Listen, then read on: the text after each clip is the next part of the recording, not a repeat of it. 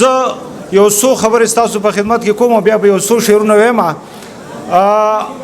ما ته یو زړه خبر رایاده شوه پخوا به زموږ د وطن ته توتخورکې ډېرې زیاتې راتلې دا سپرلی چې به شو دا توتان به پاخه شو نو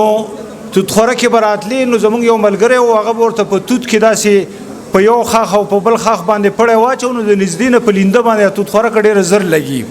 نو هغه به توتخورکه ویشته بیا به لاندې راکوز شو حلاله به یې کړه یو ورځ یې توتخورکه ویشته نو د خوشحالۍ نه په منډه منډه راکوزېدو را پرېوتو لاس یې مات شو نو هغه لاس یې غاړې ته اچولی او موږ تپوس له ورلو نو ما ورته وویل ما ویل ښه به شي خدای به دې ښه کړي خفه کېږم نو هغه دا چې کوم لاس غاړې ته اچولی دا بل طرف ته خالي ځای داسې په دې بل لاس باندې وو وی لالا ښه به شم خو د توتخورکو موسم به رانه تېري نو زه وایم چې دا الیکشن چې دی نو د توتخورکو هغه موسم دی او دې خلکو چې ستاسو سره څه کړي دي که نه زمونږ ناظم محمد اکبر صاحب او ډاکټر انور صاحب او ډاکټر صاحب ګل احمد ظهیر صاحب دوی ته مرکلی وایم دې خلکو چې دا اویاو کالو نه تاسو سره څه کړي د هغې یو کیسه زه تاسو ته کوم زمونږ سره د کور سره لګېدلې د جینکو مدرسه ده نو هغې کې جینکۍ د علم سبق وي او د مشرانې زنانه پکې د تجوید او د قرات او د تلاوت او ترتیل دا ورته صحیح کوي زما کور ودانې راله چې رباني صاحب ورته ناوې وی او ډېره خفه وه ما ورته ولې خفې و یو درې جینکۍ دي او درې واړه پیغلې دي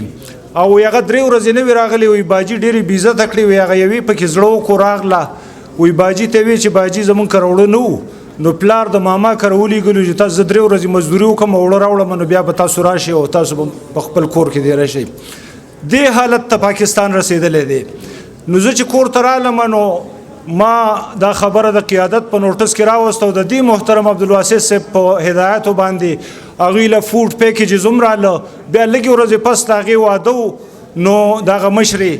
نو بیا مې کور والا راله چې دغه شان دغه یوې پکې واده دی نو بیا زما خورزه ده د جمعه اسلامي د حلقه خواتین نایب ناظمه ده نو هغې ته ما وویل نو هغې ورله د جهیز هغه څومره سامان چې موږ چې ورته داج وایو هغه ټولې ورله د جوسره پورې او د کپړو پورې او د هر څه پورې راولېږه نو زه تاسو ته وایم چې دوی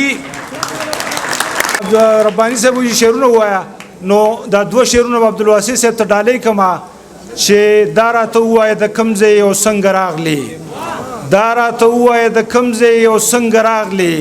ته دومره ښکلی چې تا خو ځان له یار کې سړی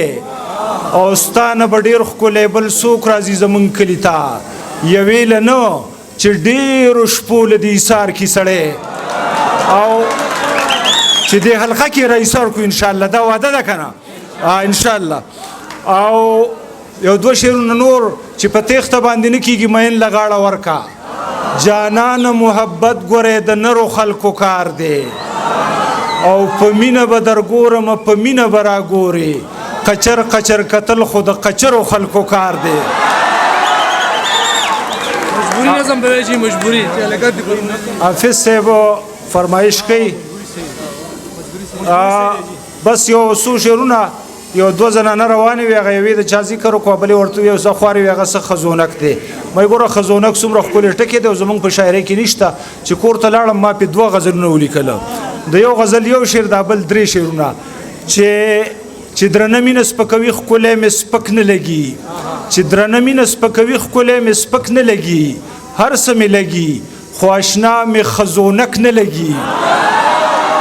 او دغه بل غزل یو 2-3 شعرونه چې ځواني دې هسې هم د ډکه پکه خزونکه ځواني بیا به یې ووایم چې درنه مینه سپکوي ښکلی مې سپک نه لګي هر څه مې لګي خو اشنا مې خزونک نه لګي او دغه بل غزل 2-3 شعرونه چې ځواني دې هسې هم د ډکه پکه خزونکه دا تنګې جامې مه کوه هلکه خزونکه او په لاس کې تور بنګړی لري په غاړه کې زنځیر په لاس کې تور بنګړی لري په غاړه کې زنځیر د زلفو نه دې جوړه کړه بیچکه خزونکه او د مخ نه دې ایستلي دي په تار باندې ویښته میک اپ دې مشاهده کړه بې نمکه خزونکه او دا شعر به رباني صاحب ته ډالۍ کړم چې صادق وایي شډل بډل پښتون نه به دې زار کم صادق وایي شډل بډل پښتون نه به دې زار کم نامه د پښتنو د کړه سپکه خزونه کا د یو نظم مختصر غوندې نظم دی د هغې فرمایش زمونږ ډېر ګران دا دوه ښاغلي حافظ نوید کودروال صاحب او مدثر جهان صاحب کوي نو ما ته یو کس وي چې ستا شاعري خو ټوله درد نه ډکه دا دی پکې څنګه نظم لیکلی ما ورته په دې کې خو د مینې هغه تقدس دی چې سړی اظهار هم نشي کولی او د بل په خوله باندې اظهار کوي نو د نظم عنوان دی مجبوري لږ د زړه په غوږ واورئ او دا یو خبره زه کومه چې دې حقوق زه چاله نه ورکوم چل به ترې نه زده کوئ ګورئ نظم دی مورا نظم دی ما چې کم یو ښکلي تا بس دومره ویلی دي زه په تا مینې ما خدای خبر چې ولې بیا ما ته راکتی نشي خواله مې راتلی نشي هغه یې لا څه کوي چېرته چې د لرې نه ما په لاره وویني لاره هم بدله کړي هېڅ کولی نه شمه هسې مې خپل زړه وخوړ دا خو به هر څوک مني ژوند د تجربو نه چوړ زه چې ټکڼی شومه چل مې د یارۍ زده که اوس چې مې کم ښکلی هم کله زړه ته پرېوځي داسې ورته نه وایم تا باندې مینې ما بل ښکلی وروښایم دغه سوال ترې وکړمه یخانه په خدای بشي یخانه په تا بشي لاړ شه ورته ووایه مري صادق په تا پسې لاړ شه ورته ووایه مري صادق پتا پسې بیا سحر ماښام دیدن وي د ګلندام دیدن ما له خبر وړي راوړي ګل ګل پسرلي راوړي هره ورځ پیرې کوي ښې اوږدې قیسې کوي حال د هغه بل ښکلي اورمه له خپل ښکلي حال د هغه بل ښکلي اورمه له خپل ښکلي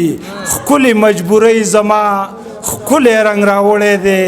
یار مې ریبار کړی دی